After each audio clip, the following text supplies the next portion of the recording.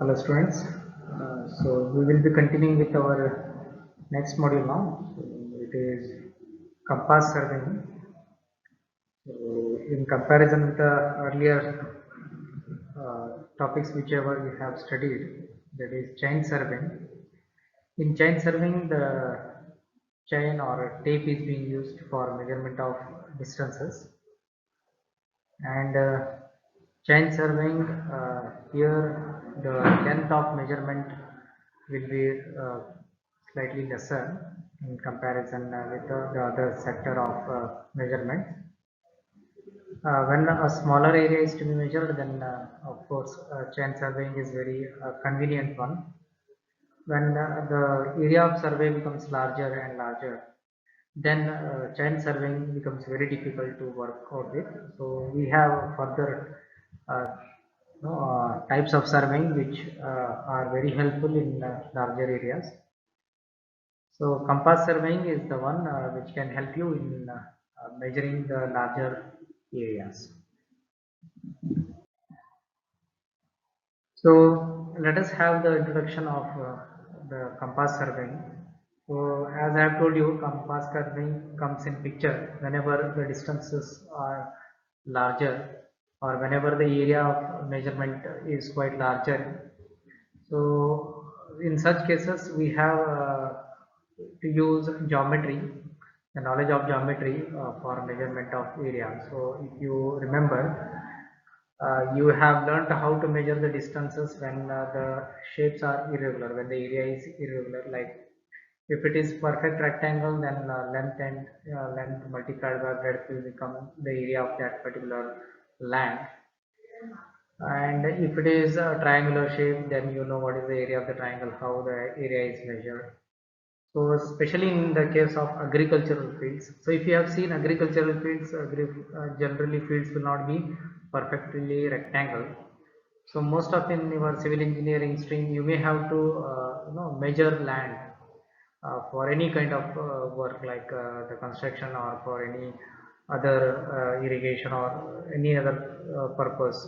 So when you want to measure the area, then if it is a smaller area, then quite possible that you consider it as a small rectangle or you divide it into number of triangles and then measure.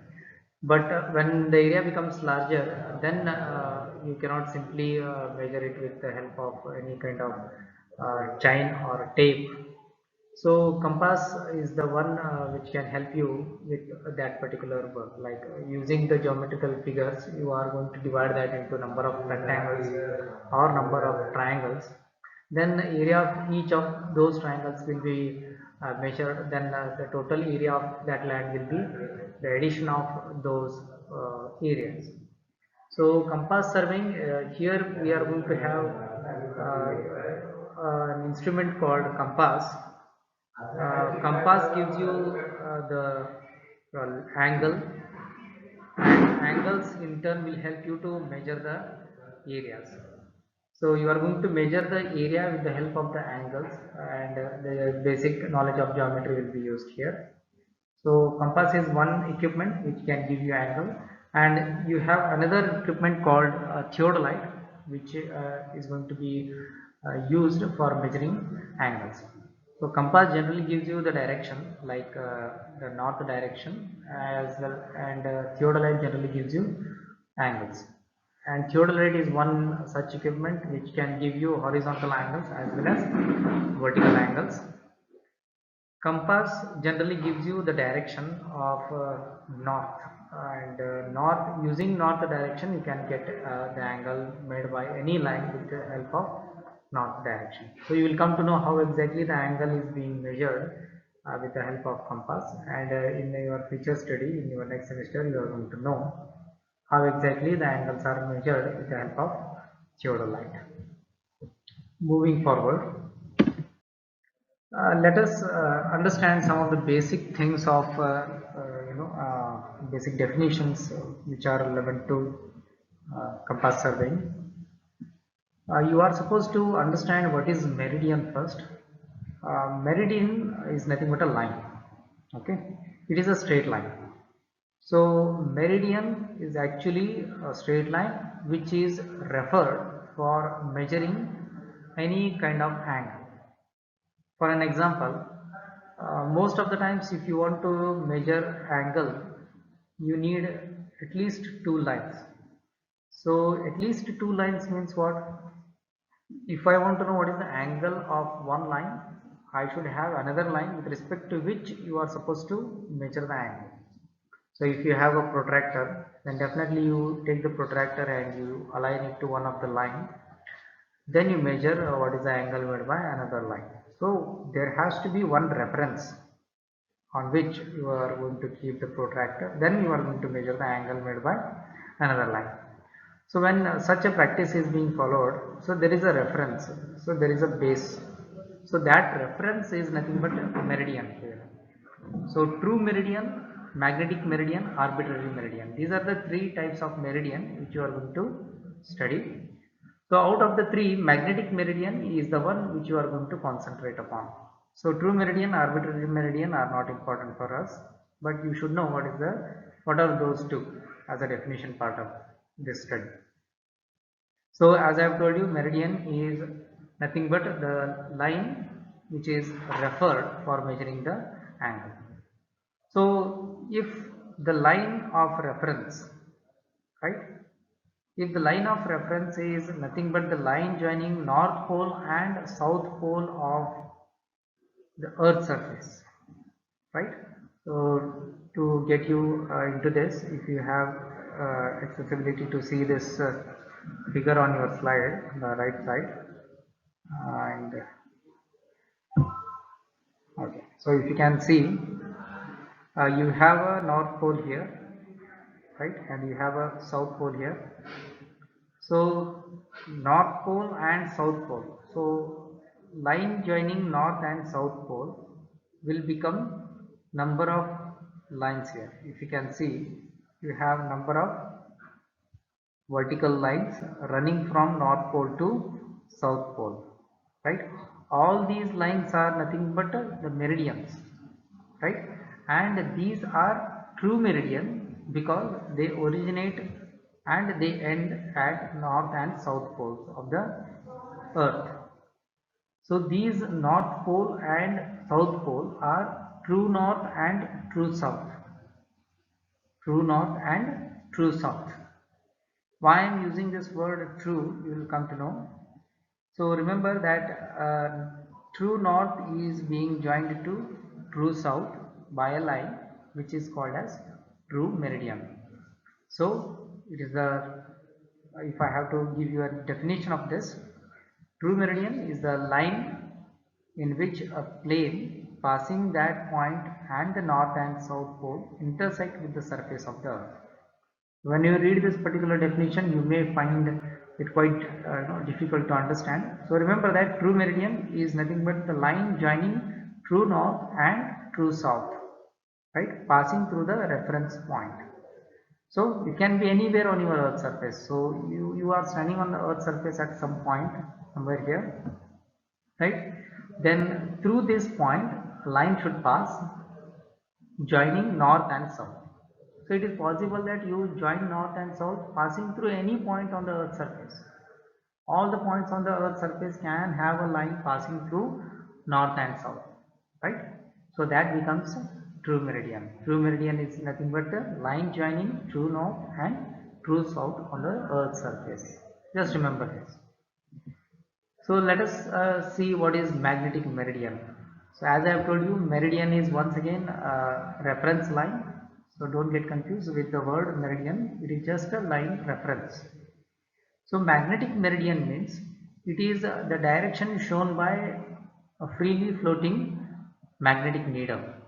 So if you have seen this diagram below, so there is a magnetic needle suspended which is freely floating, balanced one, and definitely you have studied in your school days that the free floating magnetic needle will always show north-south direction, will align to north-south direction of the earth, right? So the direction shown by this magnetic needle is the direction what I am talking about, that is magnetic meridian. So the direction of the magnetic needle itself is the magnetic meridian, right? So whenever you suspend any magnetic needle on Earth's surface, it orients to north-south direction of the Earth. So remember that north which is shown by magnetic needle, the north shown by magnetic needle is the magnetic north of the Earth, and the south shown by the magnetic needle is the magnetic south of the Earth. So that means what? There is magnetic north and magnetic south of the Earth. So as you have true north and true south in case of the first definition, as I have told you, so there will be a true north and true south shown in the geography, right, of the Earth. Here you will be having magnetic north and magnetic south. Magnetic north and magnetic south are not the fixed points like true north and true south. True north and true south are fixed positions on the Earth's surface. There is a north pole and there is a south pole, right? And they won't change with respect to time. Whereas magnetic north and magnetic south poles are bound to change based on the changes which are going to take place in the Earth's crust. So whenever you find any movement of lava inside the Earth's crust, always the magnetic properties of Earth are bound to change. So magnetic needle will show the magnetic north of the Earth. So definitely based on the position of the magnetic needle. So if the magnetic needle is suspended in Belgaum, it is going to show a north, and if the same magnetic needle is taken to a different city like Hubli, and if you suspend it there, then you will have one more north. So both the north may not go and coincide at the same place, right? So that is the reason magnetic north will vary from place to place, and even different time intervals. Like today if I am going to check the magnetic north, and tomorrow if I am going to check the magnetic north, they may not be same, right? So it varies with respect to time as well as place. So magnetic north is not a constant point on the Earth's surface, whereas true north is constant point on the Earth's surface. So magnetic meridian means what? It is the reference. So as we have the line joining true north and true south as true meridian, you have magnetic meridian as the point or the line joining magnetic north and magnetic south. So if you join magnetic north to magnetic south, you will get a line which is called as magnetic meridian. So meridian means it is a line, and magnetic meridian means it is a line joining magnetic north and magnetic south. Clear? Moving forward, arbitrary meridian means it is any line which is taken as reference. So most of our building construction, you may not refer magnetic north or magnetic or true north for your reference. So you can always have any kind of reference line for your construction. For a small building construction, I may not depend on the north of the Earth. For a smaller building, for our residential building, you can always have the boundary of your plot. If you are purchasing a 30 by 40 plot, one of the edge of that particular plot can become arbitrary meridian. So it is any convenient reference line for measuring the angle of any line, right? So that can become arbitrary meridian. So out of the three meridians, so remember that magnetic meridian is very important for your study, right? So moving forward, so moving forward for the other definitions now. So you have something called bearing to understand. Bearing means it is the angle between two lines. So to measure any kind of angle, you need at least two lines, right? So bearing is a angle between two lines. Out of those two lines, one line is the reference. The reference which you have studied in your previous slides. So you have studied three reference lines, which are those: true meridian, magnetic meridian, and arbitrary meridian.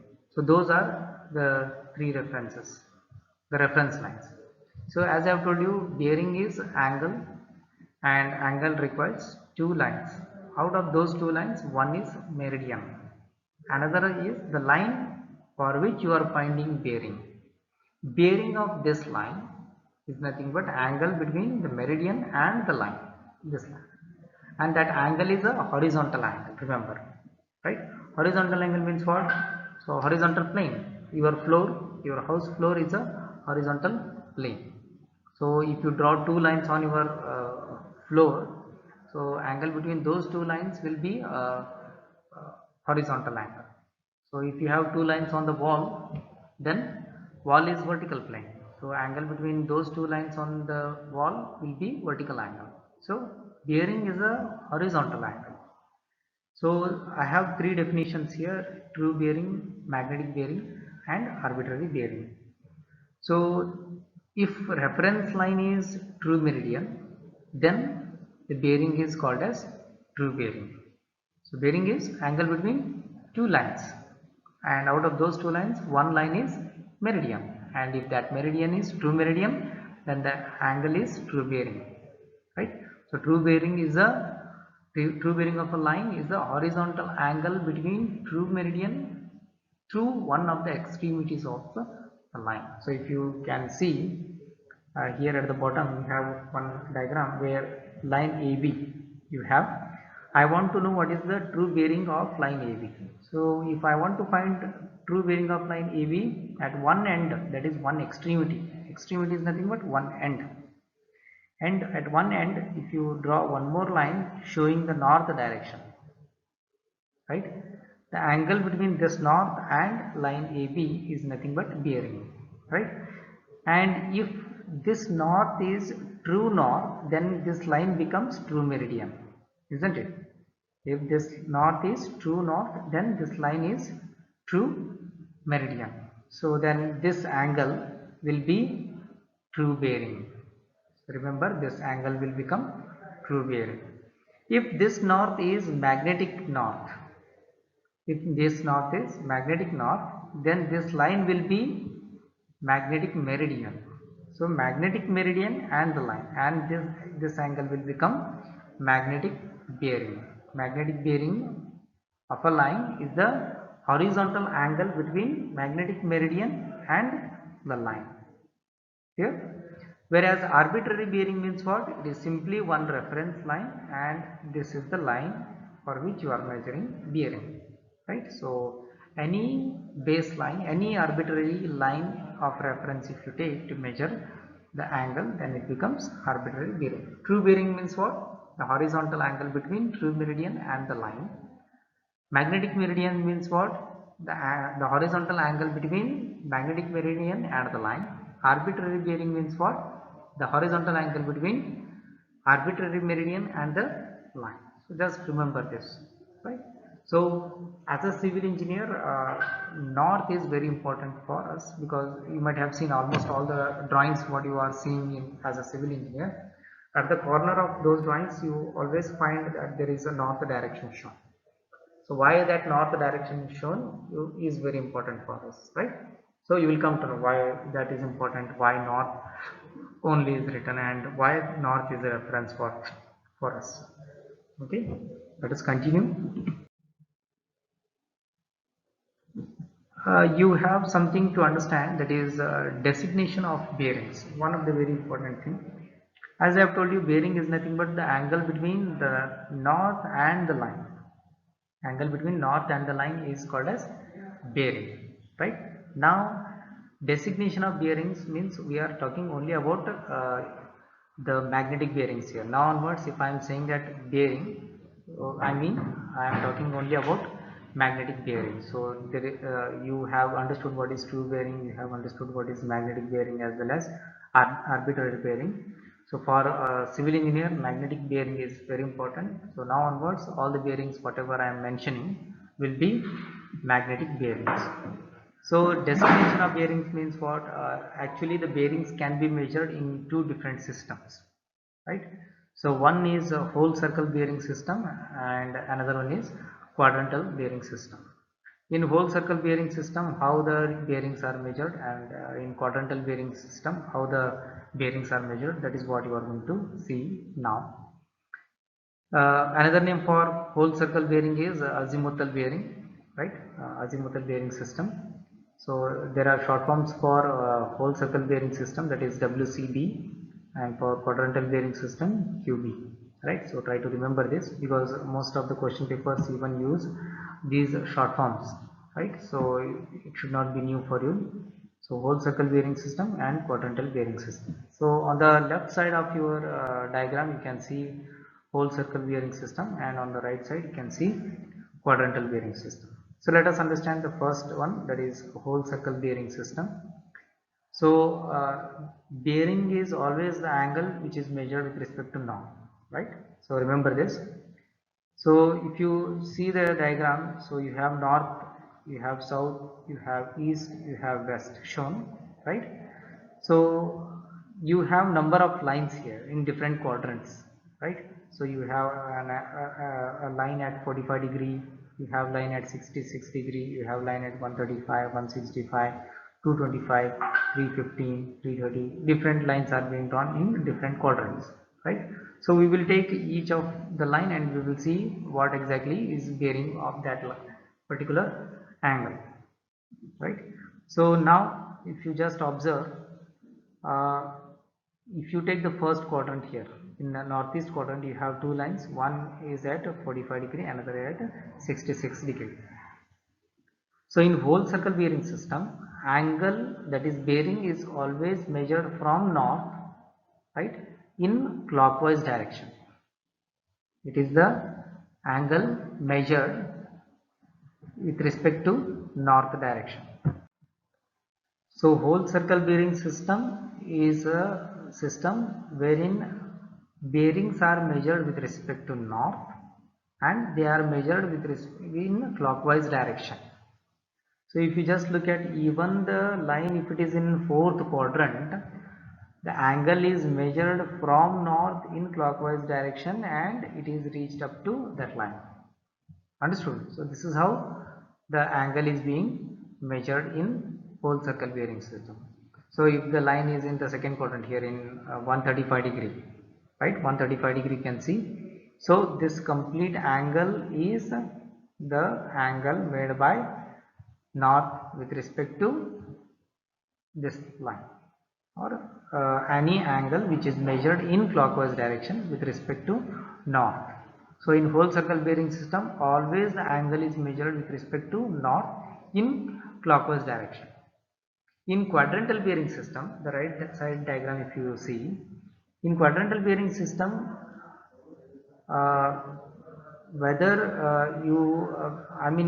if north is to be taken, of course the bearing is once again angle between the north as well as the line. So angle between north and the line is nothing but the bearing of that particular line. Now here north south line itself is the reference, right? So if the line is nearer to north, then the angle is measured with respect to north. If the line is nearer to south, then the angle is measured with respect to south, right? So in quadrantal bearing system, the angle, the bearing is measured with respect to either north or south, whichever is nearer, right? It is the horizontal angle measured with respect to either north or south, whichever is nearer. Here, so in whole circle bearing system, directly the angle is written as bearing of that line. But in quadrantal bearing system, even the quadrant in which the line is lying, that also is mentioned. Like for an example, the first line. So north 45 degree east, because the line is lying in northeast quadrant and the angle is 45 degree with respect to north, right? N 45 degree east, that is N 45 degree E. So north 45 degree east, this is how it is read. So second line, if you just see, north 66 degree east, and in a similar way in the second quadrant, if you just see, south 45 degree east. So let us take this line, south 15 degree east. So from south the line is 15 degree towards east. Understood? So the line is lying in the southeast quadrant and the angle made by that line with respect to south is 15 degree. In a similar way, south 45 degree west, north 45 degree west, north 30 degree west. So north 30 degree west means it is lying in northwest quadrant and angle between the line and the north is 30. So in quadrantal bearing system, angle are measured with respect to either north or south, whichever is nearer. You cannot measure the bearing of this line from south, remember. So if it is in northeast quadrant, it is should be from north, and if it is from northwest quadrant, it should be from north, and if it is in southeast, from south, if it is from southwest, from south, right? So in the next class I am going to discuss about how to convert whole circle bearing system into a quadrantal bearing system and quadrantal bearing system into a horizontal whole circle bearing system, right? So conversion of bearing system should also be understood here. Thank you.